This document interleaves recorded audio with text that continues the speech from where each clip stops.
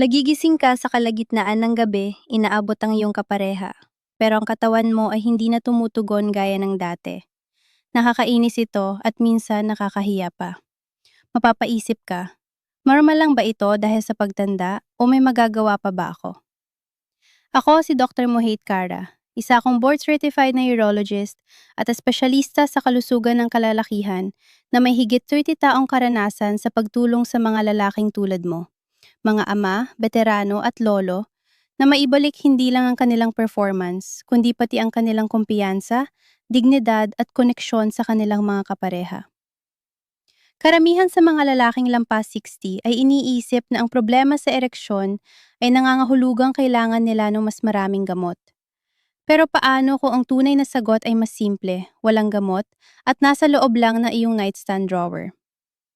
Isang maliit na silicone ring na maaring makatulong sa'yo na manatiling mas matigas ng mas matagal sa ligtas at natural na paraan. Parang napakasimple para gumana, hindi ba? Sa video na ito, ipapaliwanag ko sa iyo ang 6 na mahalagang bagay na kailangang malaman ng bawat nakatatandang lalaki tungkol sa penis ring. Kung paano ito gumagana, para kanino ito ligtas, at kung paano ito maaring makatulong sa iyo na maibalik ang mas matibay at mas tumatagal na ereksyon ng walang operasyon, walang gamot at walang hiya. At sa dulo, ibabahagi ko ang isang totoong kaso. Isang 67 anyos na pasyente na akala niya tapos na ang kanyang love life, hanggang sa natutunan niyang gamitin ng tama ang simpleng tool na ito. Huwag mo iyong palampasin. Bago tayo magpatuloy, kung nakakatulong sa iyo ang impormasyong ito, pindutin mo na ang subscribe button at itap ang bell icon. Sa ganitong paraan, hindi mo mamimiss ang mga susunod pang payo tungkol sa kalusugan ng kalalakihan na espesyal na ginawa para sa mga ginoong tulad mo. At kung nakaka-relate ka sa paksang ito, mag-type ka ng yes sa comments. Kung hindi naman, mag-type ka ng no. Malaki ang naitutulong ng feedback mo para mas mapaglingkuran kita ng mas maayos. Simulan natin sa tanong na malamang ay nasa isip mo na. Ano nga ba talaga ang penis ring? Maaring narinig mo na ito, baka nakita mo na rin online o sa botika. Pero makakatulong ba talaga ito sa'yo? Bilang doktor, gusto kong ipaliwanag ito ng malinaw at direkta, nang walang awkward na pakiramdam. Una, ano nga ba talaga ang penis ring? Gusto kong pag-usapan ng isang bagay na karamihan sa mga lalaki ay hindi komportableng banggitin. Hindi sa kanilang asawa, hindi sa kanilang mga kaibigan, at lalo na hindi sa doktor. Pero ito ang totoo. Ang intimacy ay hindi nawawala ang halaga habang tayo ay tumatanda. Sa katunayan, mas nagiging mahalaga pa ito. Pero para sa maraming lalaki na lampas 60, may tahimik na pagbabago. Nararamdaman mo pa rin ang pagnanasa, ang pagmamahal, ang pagiging malapit. Pero hindi na palaging tumutugon ang katawan mo tulad ng dati. May isa akong pasyente, tawagin na lang nating Yasil. Lumapit siya sa akin matapos ang ilang buwang tahimik na frustration. 42 taon na siyang kasal. Mahal na mahal niya ang kanyang asawa, pero hindi na tulad ng dati ang kanyang ereksyon. Sumakit ang ulo niya sa mga pills, natakot siya sa injections, at masyadong extreme para sa kanya ang surgery. Sinabi niya sa akin, "Doc, gusto ko lang maramdaman ulit na lalaki ako, kahit sandali lang. May simple bang paraan na gumagana?" Doon ko siya ipinakilala sa isang bagay na hindi pa niya kailanman naisip, ang penis ring.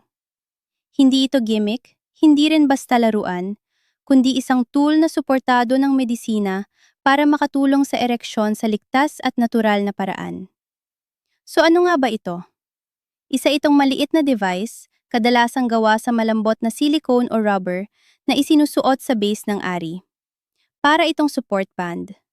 Hindi ito sinusuot buong araw, hindi rin ito ginagamit sa ilalim ng damit. Ginagamit lang ito kapag ikaw ay aroused o inaasahan ng intimacy at sa maikling panahon lamang. Simple lang ang layunin nito. Tulungan kang mapanatili ang ereksyon na meron ka na. Maraming lalaki ang napapansin na habang tumatanda, kaya pa rin nilang magkaroon ng ereksyon. Pero ang pagpapanatili nito ang problema. Ang penis ring ay gumagana sa pamamagitan ng banayad na pressure sa base ng ari para manatili ang dugo sa loob. kaya nagiging mas matigas at mas tumatagal ang ereksyon. Gusto kong linawin ito ng mabuti. Hindi ito tungkol sa pagbabalik sa pagiging 25 anyos. Ito ay tungkol sa pagbawi ng kontrol, kumpiyansa, at pakiramdam ng sarili na maaring unti-unting nawala sa paglipas ng panahon. Nakita ko na ito ng maraming beses.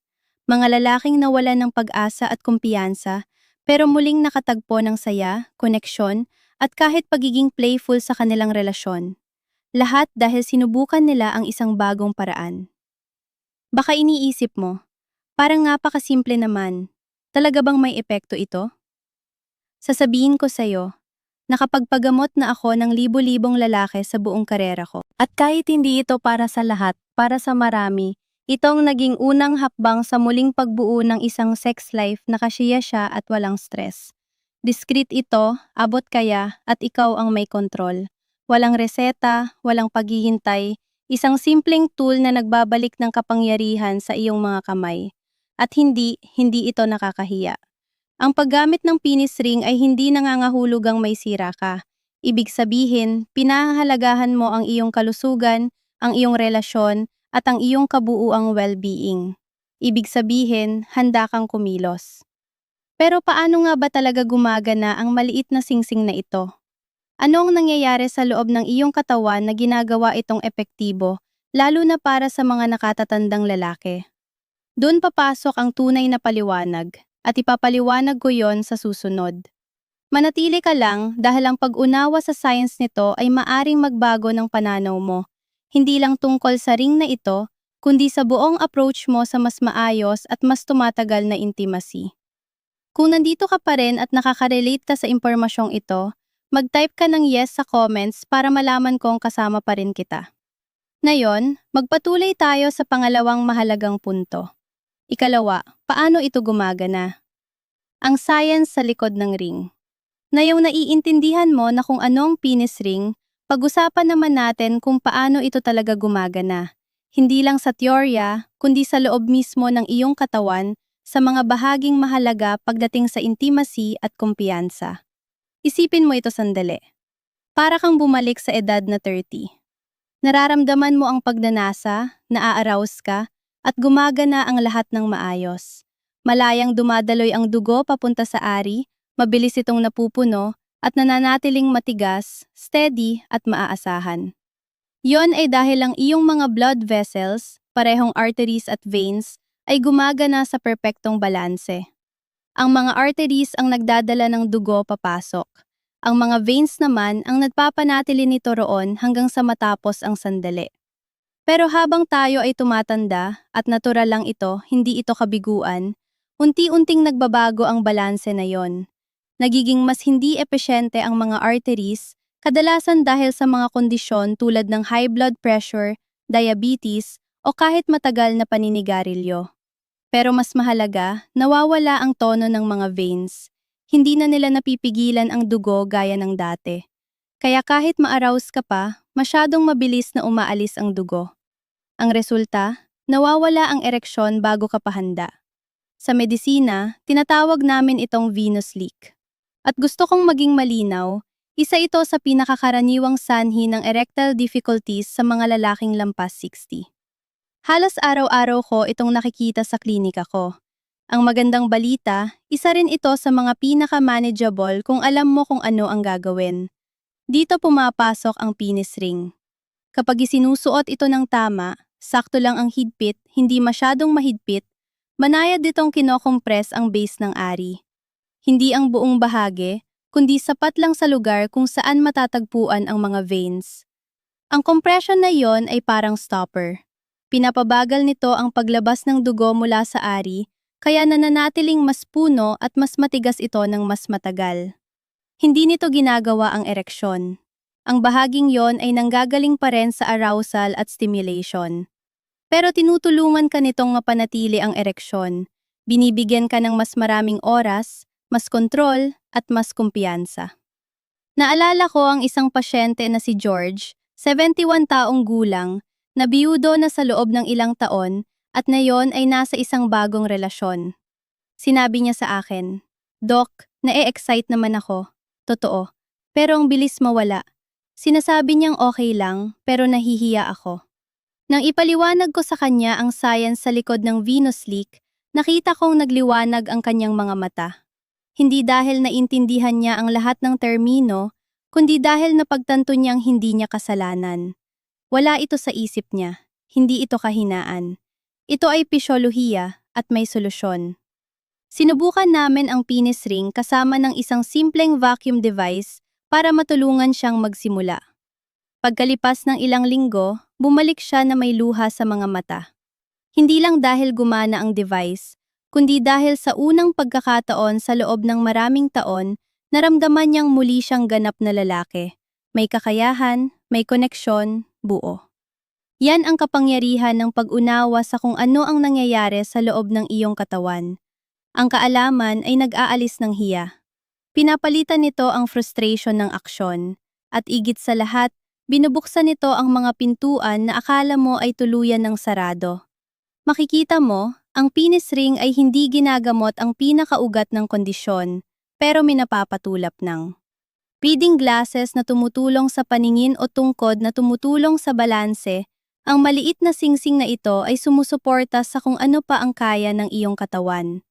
At para sa maraming lalaki, sapat na yon para maibalik ang saya sa loob ng kwarto at ang kapayapaan ng isip sa labas nito. Ngayong alam mo na kung paano ito gumagana at bakit ito mahalaga, ang susunod na tanong ay kasing importante rin. Para ba ito sa iyo? Maniwala ka man o hindi ito isang one-size-fits-all na solusyon. May mga totoong dahilan kung bakit dapat itong gamitin ng ilan at may mga totoong panganib para sa iba. Ang pag-alam kung saan ka nabibilang sa spectrum na yon ay maaring maging susi para magamit mo ang tool na ito ng ligtas at matagumpay. Pag-usapan natin yon.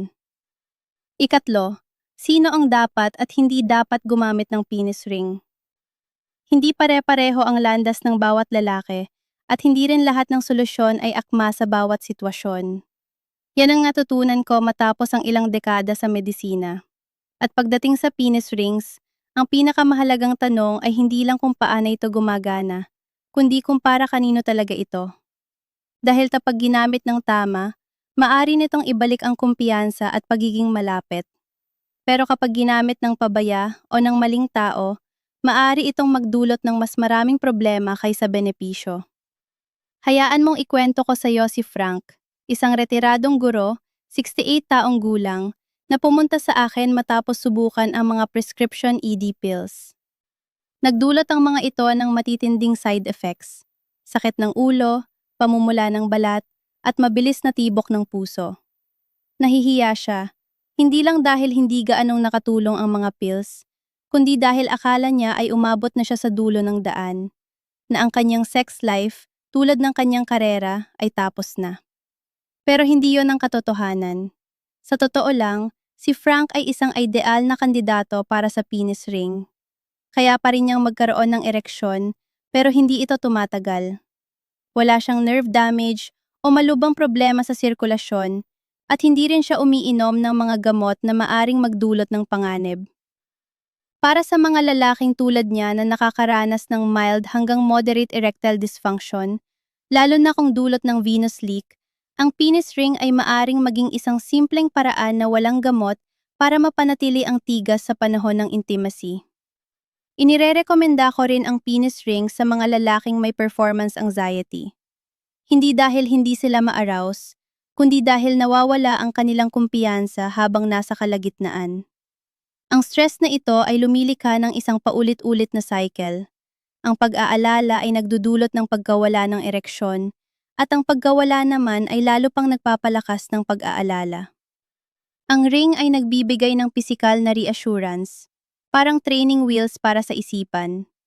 Kapag nakita nilang kaya nilang manatiling matigas, unti-unting nawawala ang anxiety. At huwag din nating kalimutan ang mga nais lamang pagandahin ang kanilang karanasan. Maaring wala kang erectile dysfunction, pero gusto mo ng mas matigas na ereksyon o mas pahabain ang inyong sandali. May ilang lalaki na nagsasabi na mas nararamdaman nilang may kontrol sila, mas buhay. At sa yugtong ito ng buhay, napakagandang bagay niyan. Pero hindi ko gagampanan ng maayos ang trabaho ko kung hindi ko sasabihin kung sino ang hindi dapat gumamit ng penis ring o kung sino ang dapat mag-ingat ng husto. Kung nabawasan ang pakiramdam sa iyong groin area, halimbawa, dahil sa diabetes o mga problema sa nerves, maaring hindi mo maramdaman ang discomfort o pinsala habang suot ang ring, at delikado yon. Isa sa mga pinakakaraniwang pagkakamali na nakikita ko ay ang pag-iiwan ng ring ng masyadong matagal dahil hindi nila nararamdaman ang mga babalang senyales. Kung umiinom ka ng blood thinners, mas tumataas ang panganib ng pasa o pagdurugo. Kahit kaunting pressure lang, ay maaring magdulot ng internal damage kung hindi maayos ang pagklot ng iyong dugo. Kaya mahalagang kumonsulta muna sa iyong doktor. Kung naranasan mo na ang priapism, isang kondisyon kung saan nananatiling erect ang ari ng ilang oras nang walang ginhawa, mas mabuting iwasan mo ito. Ang dagdag na pressure mula sa ring ay maaring mag-trigger ng panibagong episode na maaring mangailangan ng emergency care o magdulot ng permanenteng pinsala.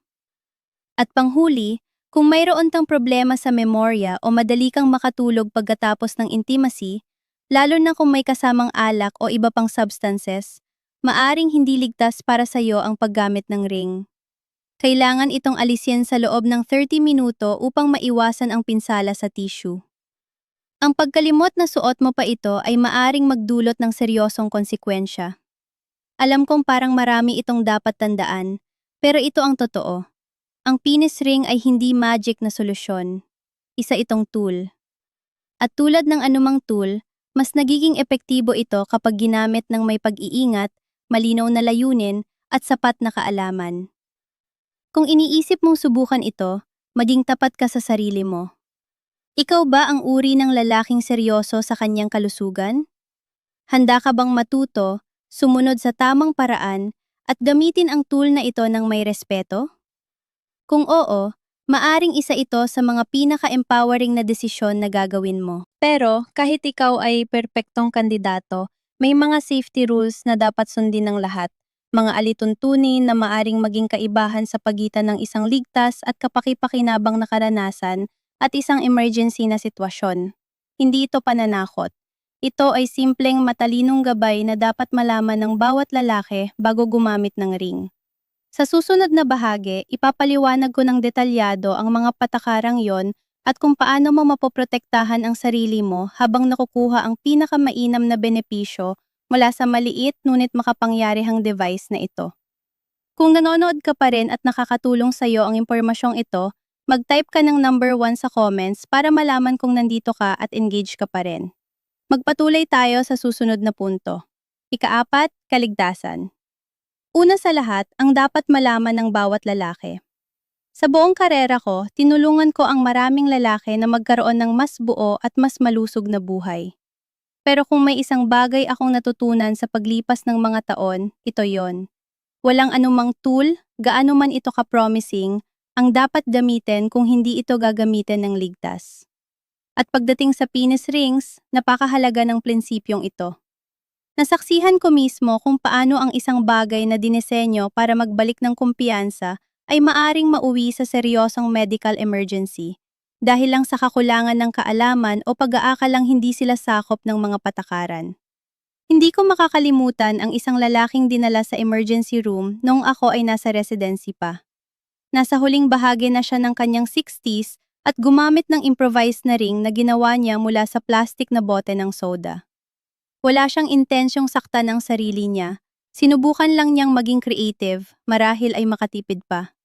Pero naiwan niya ang ring ng masyadong matagal. At nang dumating siya sa ospital, sobrang namamagana ang kanyang are, kaya kinailangan pa naming tumawag ng bumbero para alisin ito. Nasasaktan siya, nahihiya, at takot na baka nagdulot siya ng permanenteng pinsala. Hanggang ngayon, sariwa pa rin sa isip ko ang pangyayaring iyon. At yon ang dahilan kung bakit lagi kong pinapaliwanag ng direkta ang tungkol sa kaligtasan. Linawin ko ito. Kung gagamit ka ng penis ring, siguraduhin ito ay talagang dinesenyo para sa katawan. Walang gamit mula sa hardware store, walang bottle caps, walang rubber bands. Hindi ligtas ang mga iyon. Ang mga medical-grade penis rings ay gawa sa malambot at body-safe na materyales tulad ng silicone o elastomer. Dinisenyo ang mga ito para magbigay ng tamang pressure nang hindi tuluyang pinipigilan ang daloy ng dugo. Kapag ang ginamit mo ay talagang ginawa para sa layuning ito, malaki ang nababawas sa panganib ng injury. Isa pang mahalagang alituntunin na hindi dapat balewalain. Huwag magsuot ng penis ring ng higit sa 30 minuto sa bawat paggamit. Naiintindihan ko ang tukso, maaari kang madala sa sandali o hindi mo namalayan ang paglipas ng oras. Pero ang matagal na paggamit ay maaring magdulot ng pasa, pamamanhid, nerve damage o mas malala pa, kakulangan ng daloy ng dugo na maaring magdulot ng permanenteng pinsala sa tissue. Kung makaramdam ka ng sakit, pangingilig, o kung mapansin mong namumutla o nagiging bluish ang kulay ng iyong are, agad mong alisin ang ring. Yan ang mga senyales na may mali at binabalaan ka na ng iyong katawan. At pagdating sa comfort, laging gumamit ng water-based lubricant kapag magsusuot o magtatanggal ng ring. Mas magiging madali at mas ligtas ang proseso. Pero tandaan, kung silicone ang ring mo, iwasan ang silicone-based lubricants. Maari nitong sirain ang material at magdulot ng pagkasira sa paglipas ng panahon. Manatili sa dekalidad na water-based na opsyon. At kung maramdaman mong natutuyo o nagiging malagkit, mag-apply lang muli. Isa pang mahalagang paalala, lalo na sa mga nakatatandang lalaki. Huwag kailanman matulog habang suot ang ring. Maaring isipin mong matatandaan mong tanggalin ito, pero pagkatapos ng intimacy, kapag relax na ang katawan mo o kung nakainom ka, napakadaling makalimot. Kung kinakailangan, mag-set ka ng timer sa iyong phone at gawing bahagi ng iyong post-intimacy routine ang pagtanggal nito. May mga pasyente akong nakaranas ng nerve damage o matinding pamamaga dahil lang nakatulog sila at naiwan ang ring magdamag. At huwag kang matakot humingi ng tulong kung kailangan mo. Maging ito man ay sa iyong doktor, sa iyong partner, o kahit sa isang instructional video mula sa mapagkakatiwalaang source, sulit ang oras na ilalaan mo para matutunang gamitin ng tama ang ring. Walang dapat ikahiya sa pagtatanong. Sa katunayan, isa yon sa pinakaresponsableng bagay na magagawa mo. Gusto kong ma-enjoy mo ang iyong intimacy. Gusto kong maramdaman mong malakas ka, may kakayahan, at malapit sa taong mahal mo. Pero gusto ko rin na maging maingat ka, dahil kapag ginamit ng tama, ang penis ring ay maaring maging isang regalo, isang tool na muling magbabalik ng koneksyon at magpapalakas ng iyong kumpiyansa. Pero kapag ginamit ng pabaya, maaari itong magdulot ng pagsisisi na sana ay naiwasan. Pero ang kaligtasan ay kalahati lang ng kwento. Maaring iniisip mo, ano nga ba ang tunay na benepisyo ng paggamit ng ring? Bukod sa science at mga babala, talagang may pagbabago ba ito sa nararamdaman ko, sa performance ko, sa connection ko?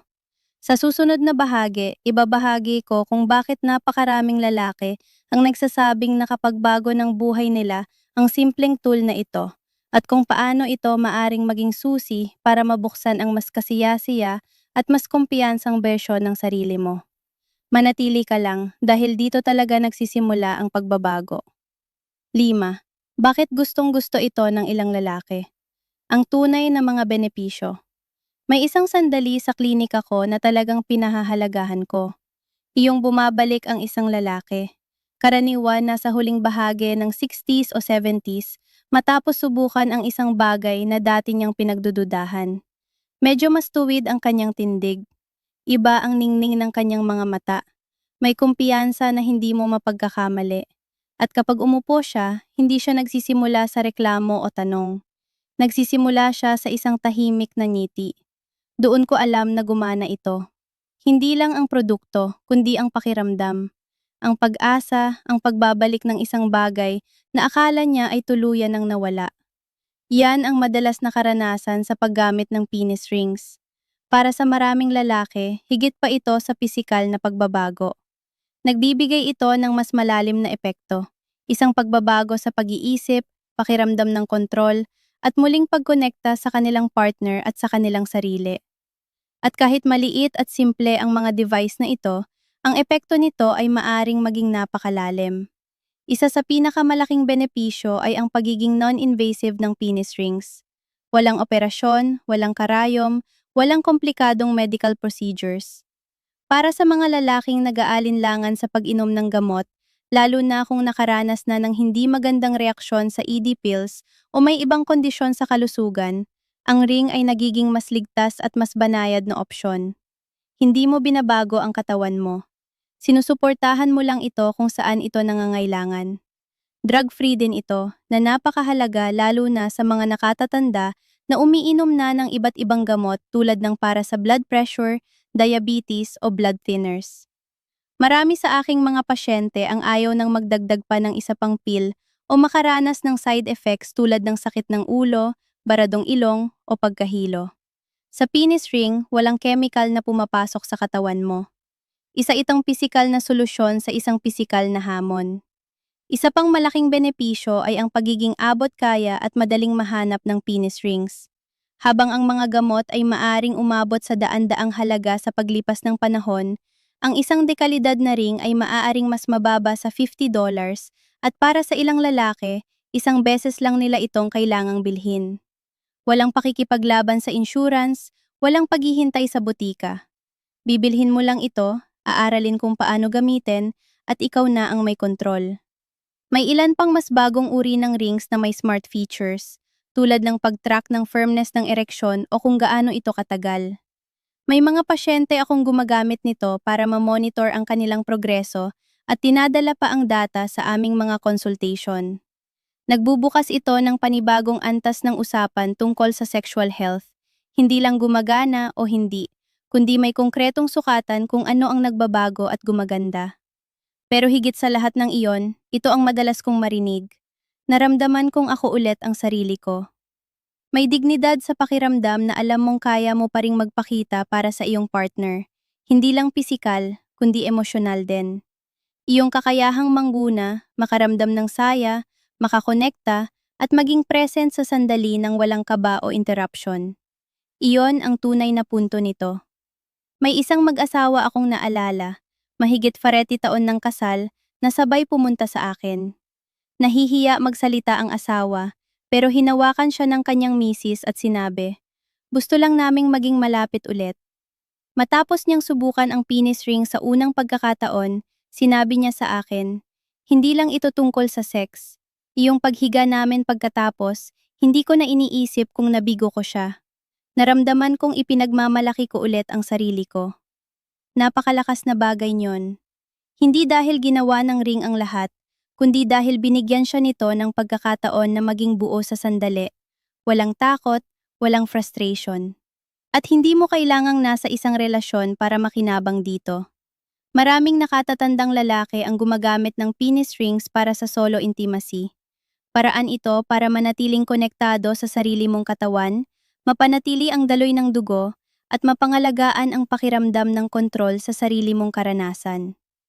Pero kahit gaano ko pinapahalagahan ang mga benepisyo, hindi magiging kumpleto ang usapan kung hindi ko babanggitin ang kabilang panig.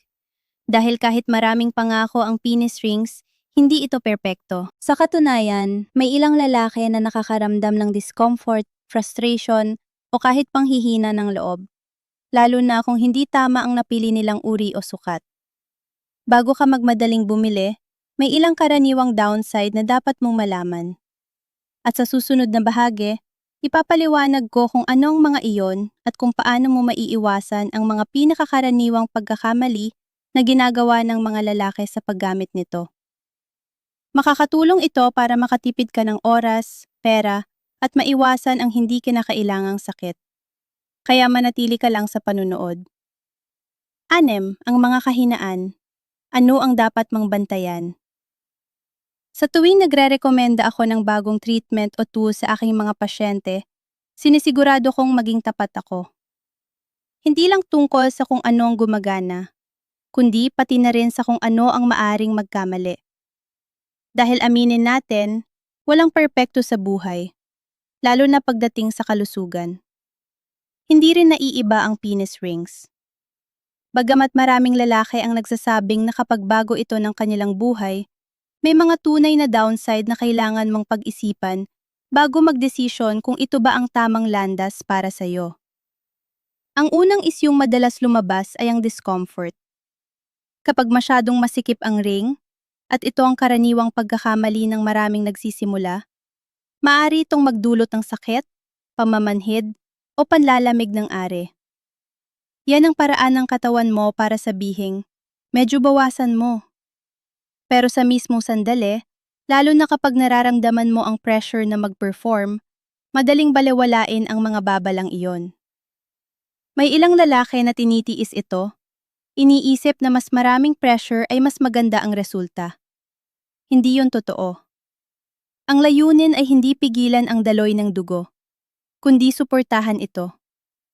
Ang sobrang compression ay maaring magdulot ng pasa, iritasyon sa nerves, o sa pinakamasamang kaso, pinsala sa tissue.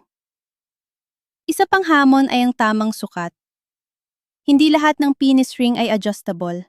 At para sa mga first-time users, maaring maging frustrating ang paghahanap ng tamang size. May mga pasyente akong bumili online, pero nalaman nilang nahuhulog ito habang ginagamit, o kaya naman ay sobrang higpit na parang naiipit. Ang ganitong unang karanasan ay maaring makasira ng kumpiyansa at magpaniwala sa isang lalaki na hindi ito para sa kanya. Pero kadalasan, hindi ang konsepto ang problema, kundi ang sukat. Iba-iba ang diameter, tension, at disenyo ng mga ring, at kung anong bagay sa isang lalaki ay maaring hindi akma sa iba. Bahagi talaga ng proseso ang trial and error. Pero lagi kong sinasabi sa mga pasyente ko na huwag agad sumuko. May ilang lalaki rin ang nakakapansin ng pagbabago sa ejaculation. Dahil sa pressure sa base ng are, maaring madelay o bahagyang mablock ang paglabas. Para sa ilan, lalo na sa mga may problema sa maagang ejaculation, maaring maging benepisyo ito. Pero para sa iba, lalo na kung sinusubukan ninyong magkaanak, o kung mahalaga sa inyo ang ejaculation bilang bahagi ng kasiyahan, maaari itong maging kakaiba o hindi kumpleto sa pakiramdam. Hindi ito mapanganib, pero maaring ikagulat mo kung hindi mo ito inaasahan. May isa pang aspeto, ang spontaneity. Maging totoo tayo, minsan sa init ng sandali, ang paghinto para kumuha ng ring, maglagay ng lubricant, at ayusin ito ng tama, ay maaring makaramdam na parang mechanical ang lahat. Ang intimacy ay emosyonal, natural, at madalas hindi planado. Ang pagpasok ng isang device sa sandaling yon ay nangangailangan ng kaunting paghahanda. Para sa ilan, nakakabawas ito sa magic. Pero para sa iba, lalo na sa mga matagal ng magkapareha, nagiging bahagi ito ng routine na pareho nilang naiintindihan at pinapahalagahan. Mahalagang malaman mo ito bago ka magsimula, dahil maaring mangailangan ito ng konting adjustment. At panghuli, ang emosyonal na aspeto. May mga lalaking nahihiya sa ideya na kailangan nilang gumamit ng device sa pakikipagtalik. Para sa kanila, simbolo ito ng kahinaan o kabiguan. May mga nagsabi pa sa akin, "Dok, pakiramdam ko dapat kaya ko ito ng mag-isa." Naiintindihan ko yon. Pero ito ang lagi kong sinasabi. Ang paggamit ng tool para suportahan ang kalusugan mo ay hindi kahinaan. Ito ay pagiging matalino. Nagsusuot ka ng salamin kapag kailangan ng mata mo ng tulong. Gumagamit ka ng tungkod kapag nanghihina ang tuhod mo. Walang pinagkaiba ito. Pero ang pagbabago ng ganitong pag-iisip ay hindi agad-agad. Para sa ilan, mas mahirap pa ito kaysa sa aktwal na paggamit ng ring. Kaya ako naniniwala sa kahalagahan ng edukasyon. Sa paggabay sa mga lalaki hindi lang sa paano, kundi pati sa bakit at paano kung. Dahil kapag mas nauunawaan mo ang mga option mo, mas nagiging makapangyarihan ang mga desisyon mo. Maaring maging epektibo ang penis rings, pero kung gagamitin lamang ito ng tama, na may realistiko na inaasahan at malinaw na pag-unawa sa mga panganib. At kahit matapos marinig ang mga downside, maraming lalaki ang nakakaramdam pa rin ng bagong pag-asa. Hindi dapat pagpekto ang ring, kundi dahil nagbibigay ito ng posibilidad. Ang posibilidad na ang buhay at intimacy ay maaari pa ring maging masarap, na ang kasiyahan ay abot kamay pa rin, na ang edad ay hindi nangangahulugang pagsuko, kundi pag-aaral kung paano gawin ang mga bagay sa ibang paraan. Ngayon na napag-usapan na natin ang benepisyo at panganib, ang science at kaligtasan, maaring iniisip mo, ano nga ba ang itsura ng tagumpay sa totoong buhay? Paano ito nangyayari sa tunay na tao, sa tunay na sitwasyon? Sa huling bahagi ng video na ito, ibabahagi ko ang isang makapangyarihang kwento ng paglalakbay ng isang lalaki at kung ano ang itinuro nito sa akin tungkol sa tapang, intimacy at pangalawang pagkakataon. Hindi mo ito dapat palampasin. Sa pagkatapos, ang penis ring ba ang sikreto sa mas matibay at mas tumatagal na ereksyon? Matapos ang lahat ng ating napag-usapan, ang ano, paano, sino, ang mga panganib at benepisyo, nananatili ang tanong. Ang penis ring ba talaga ang sikreto sa mas matibay at mas tumatagal na ereksyon? Ang tapat na sagot, maaari, pero depende ito sa lalaking gagamit nito.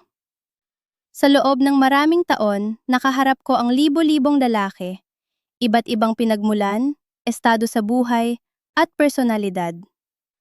May ilan na pumasok na pakiramdam nila ay sira na sila. Ang iba naman ay tahimik lang na may dinadalang frustration. Ang pinagkakapareho nilang lahat ay ang pagnanais na maibalik ang isang bagay na napaka-personal.